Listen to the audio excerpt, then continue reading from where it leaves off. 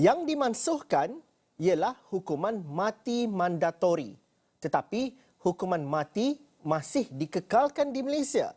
Itu penjelasan Menteri di Jabatan Perdana Menteri, Parlimen dan Undang-Undang Datuk Seri Wan Junaidi Tuanku Jaafar dalam sidang media hari ini.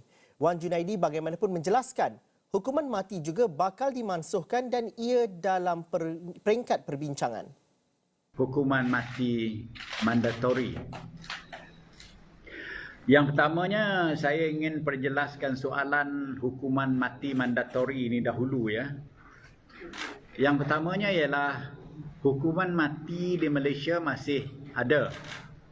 Apa yang kita nak yang disetujui oleh kabinet pada 8 pada 8 Jun ialah untuk memansuhkan the mandatory death sentence ataupun hukuman mati mandatori. Tetapi hukuman mati masih ada dalam undang-undang kita walaupun itu bakal dimansuhkan.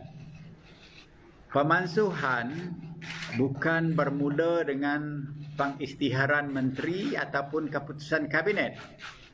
Pemansuhan bermula dengan pindaan kepada undang-undang yang relevan dengan kes-kes tersebut. Kata Wan Junaidi, hukuman mati mandatori hanya terdapat dalam 4 undang-undang di Malaysia iaitu Akta Kanun Kesihsataan, Akta Senjata Api Penalti Lebih Berat, Akta Tentera dan Akta Alam Sekitar. Bagaimanapun jelas beliau masih terdapat banyak perkara perlu dibincang dan dikaji sebelum hukuman mati mandatori dimansuhkan sepenuhnya. Antaranya keseimbangan undang-undang, cadangan hukuman gantian, kes telah dijatuhi hukuman, kes dalam siasatan dan kes melibatkan pengampunan. Masih banyak cabaran, masih banyak persoalan, masih banyak perkara-perkara yang perlu diambil kira oleh saya, kementerian saya dengan AGC ataupun Attorney General, Peguam Negara bersama untuk mengatasi masalah ini supaya pelaksanaan itu tidak bersikap tidak adil kepada semua. Jadi itulah yang bakal kita lihat ini.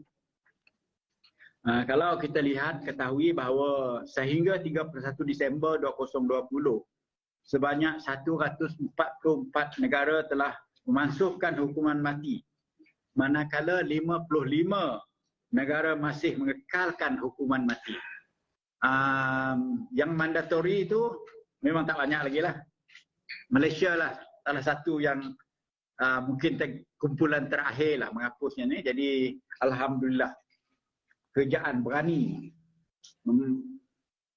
hendak mara ke harapan bersama supaya dilihat lebih compassionate, lebih berperi kemanusiaan dan lebih banyak memikirkan bahawa ada banyak perkara-perkara yang boleh mendorong seseorang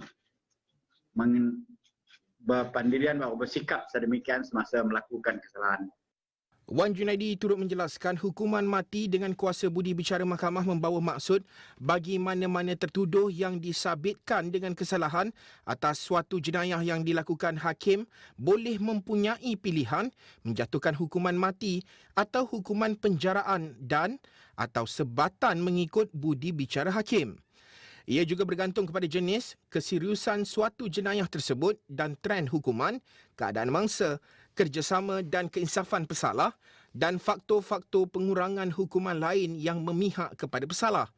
Sebelum suatu hukuman dijatuhkan oleh mahkamah, Victim Impact Statement boleh dikemukakan oleh mangsa atau keluarga mangsa atas permohonan mangsa atau keluarga mangsa selaras dengan Seksyen 183A Kanun Prosedur Jenayah.